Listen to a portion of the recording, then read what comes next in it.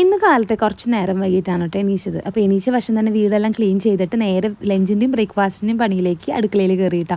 അപ്പോൾ കുറച്ച് കോവയ്ക്ക ഇരിക്കുന്നുണ്ടായിരുന്നു, നമ്മുടെ വീട്ടിലുണ്ടായ കോവയ്ക്കയാണ്. അപ്പോൾ അത് വെച്ചിട്ട് മെഴുക്ക് പുരട്ടി ഉണ്ടാക്കാമെന്ന് വിചാരിച്ചു ഉച്ചക്കലത്തേക്ക്.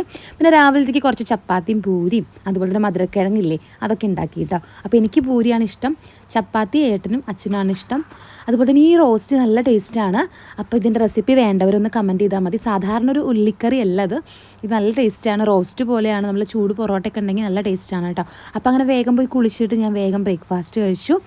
അതുപോലെ തന്നെ മോൾക്ക് ഫുഡ് കൊടുത്തതിന് ശേഷം ഞാൻ ലഞ്ചിൻ്റെ പ്രിപ്പറേഷനിലേക്ക് വന്നു കേട്ടോ. അപ്പോൾ ഉച്ചയ്ക്ക് ചിക്കൻ കറി ഉണ്ടാക്കാമെന്ന് വിചാരിച്ചു. ചിക്കൻ കറിയുടെ കൂടെ ഈ പറഞ്ഞ പോലെ മെഴുക്ക് പുരട്ടി മോരുകറിയൊക്കെ ആയ നല്ല ടേസ്റ്റാണ്. അപ്പോൾ അങ്ങനെ വേഗം കുക്കറിലേക്ക് ചിക്കനൊക്കെ ഇട്ടിട്ട് നേരെ അത് അടുപ്പത്ത് വെച്ചു കേട്ടോ. അപ്പോൾ അതിൻ്റെ റെസിപ്പി വേണ്ടവരൊന്ന് കമൻറ്റ് ചെയ്താൽ മതി. എല്ലാവർക്കും ചിക്കൻ കറി ഉണ്ടാക്കാൻ അറിയതുകൊണ്ട് അതിൻ്റെ ആവശ്യമില്ലാന്ന് തോന്നുന്നു കേട്ടോ.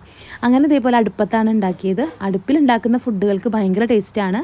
സത്യമാണ് ഞാൻ പറയണത്, അടുപ്പിലുണ്ടാക്കുന്നവർക്ക് അത് മനസ്സിലായിട്ടുണ്ടാവും കേട്ടോ. അങ്ങനെ ചിക്കൻ കറി ഉണ്ടാക്കി അതിൻ്റെ കൂടെ നല്ലൊരു ചക്ക ഉപ്പേരി ഉണ്ടാക്കി കേട്ടോ. അങ്ങനെ അത് കൂട്ടിയിട്ട് കഴിക്കാമെന്ന് വിചാരിച്ചു. അപ്പോൾ ഇന്നത്തെ ഉച്ചത്തെ ലഞ്ച് ഇതൊക്കെയാണ്. അപ്പോൾ ഇഷ്ടപ്പെട്ടാൽ ലൈക്ക് ചെയ്യുക, ഷെയർ ചെയ്യുക, സബ്സ്ക്രൈബ് ചെയ്യുക കേട്ടോ.